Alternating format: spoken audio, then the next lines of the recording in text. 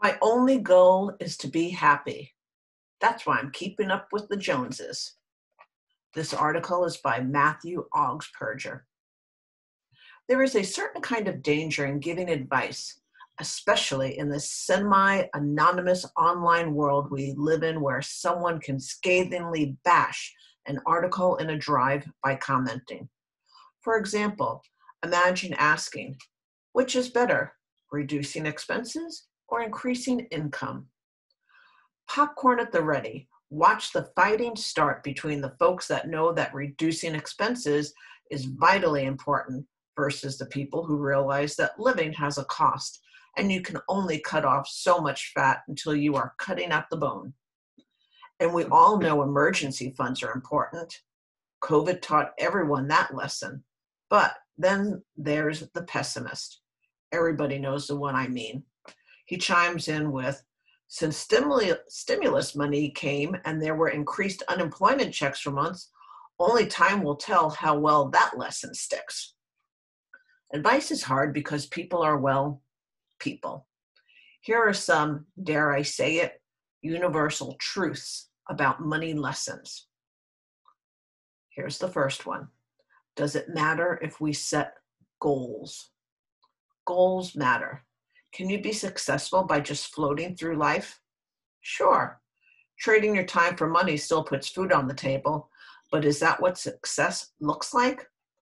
I found that the often quoted study from Harvard or Yale about goal setting actually didn't happen.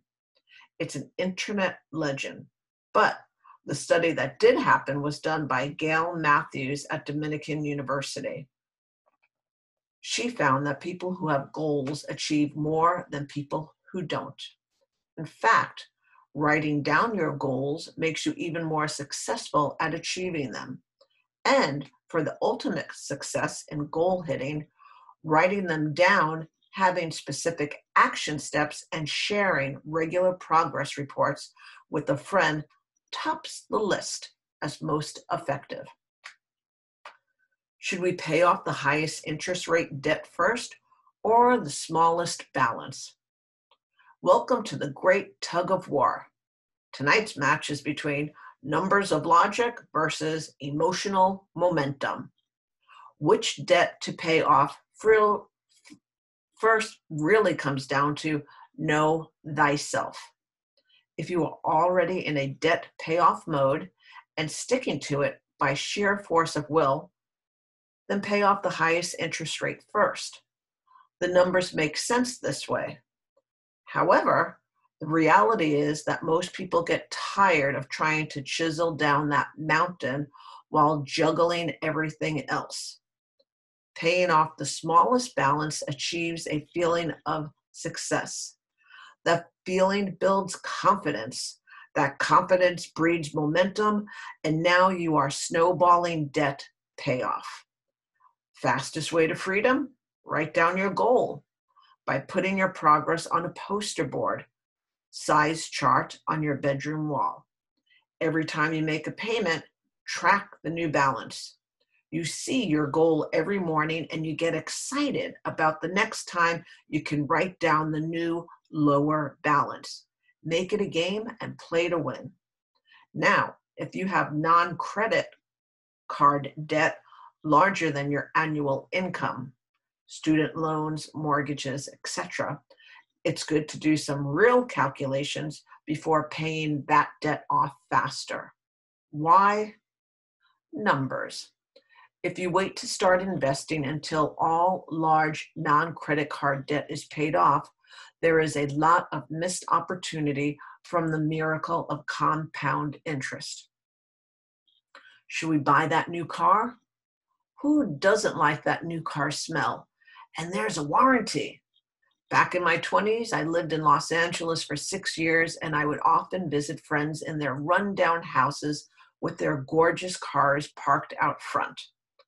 Fast forward to today, and I currently volunteer on the board of a non-profit private school. More than once, we have had parents who ask for tuition assistance while listing their biggest reason for not being able to afford tuition as their enormous monthly car payments. If you boil it down to just numbers on a spreadsheet, buying a car that's at least 4 years old is the most logical way to buy a new car. Low miles, low maintenance, mostly depreciated already. Drive it for 2 or 3 years and then sell it for a few thousand less than what you bought it for. And buy the next 4-year-old car. This way, it only costs you a total of a few thousand plus maintenance to own your vehicle. And you can choose to upgrade every 2 or 3 years or keep it. A good rule of thumb, the value of all your cars should be 25% or less of your annual income. Just because you qualify for the loan doesn't mean it's good to leverage yourself to max level. All that said, remember that the best time to buy a different car is before you need one. My only goal is to be happy. That's why I'm keeping up with the Joneses. Here's the secret. What if I told you that happiness is not a goal? It's a result. It's like I tell people about investing. Returns are not the goal. They are the result of the strategy. The goal is to stick to the strategy. If happiness is our goal in life, then how do we know if we are happy enough? Don't the Joneses always look a little happier over on their side of the fence? But if we do things in life that create the circumstances where happiness can be the result, that is a recipe for success. Some of the best advice I was ever given was in a conference 20-some years ago. The keynote speaker said, "The grass isn't greener on the other side of the fence. The grass is greener where you water it." There is real truth in what Teddy Roosevelt said. Comparison is the thief of all joy. When it comes to financial success, hitting your own goals is more important than hitting someone else's. Disclaimer: advisory services offered by Nepsis, Inc., an SEC registered investment advisor.